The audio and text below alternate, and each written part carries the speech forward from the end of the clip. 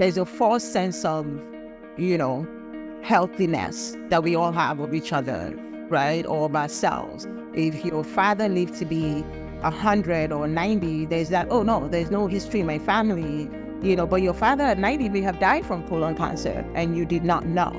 So I do think that screening is just important. It gives you, it's awareness, and knowledge is power. I went in expecting that they would either find something, because I'm just used to them finding a little polyp and then there'll be nothing to worry about, or a little something or the other. And my husband is really healthy. I want to commend him. He's such a wellness freak. He sleeps sometime, he has to go to bed. He's pretty regular. If he's not, he loves broccoli and, he's just so, healthy. I'm on the other hand, I'm just I fly by the helm of a giant. So I just expected the results to be, oh, okay, well, Sam is tip-top shape, and Tosin, we just need to do something more or the other. And so when we got the result, it was like, are you sure you didn't do it? I know our last name is the same, but are you sure you're not mixing it up? And they were like, nope, you are clean as a whistle.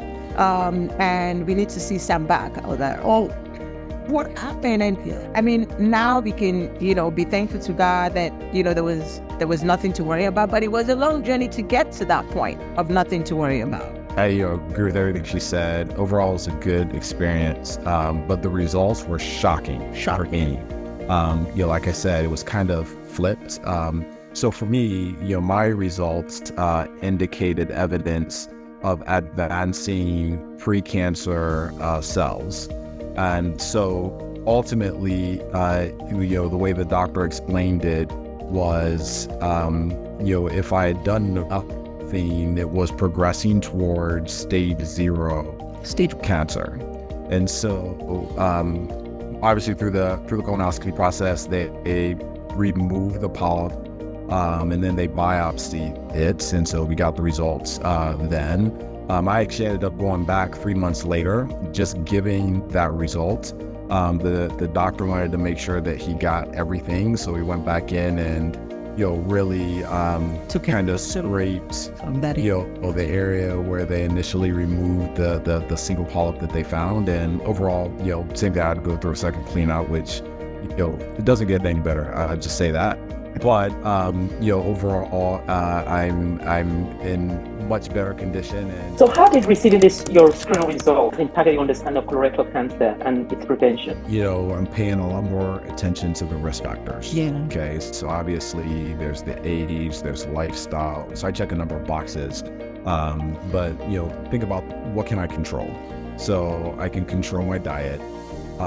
Can control your age, but I can control my diet. I can control my lifestyle. As far as how you manage stress, can't get rid of stress, but you can, make sure that you're proactive at mitigating and managing the stress.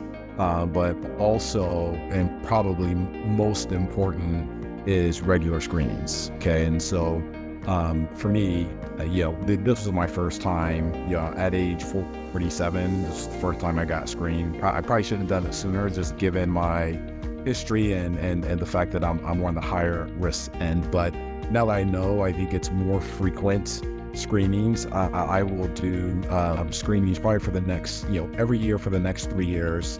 And then, if everything's good, then we'll probably go back to the more recommended frequency.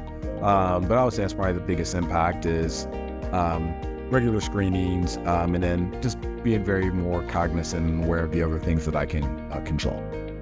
All right. So have you encountered any misconceptions or barriers related to colorectal cancer screening?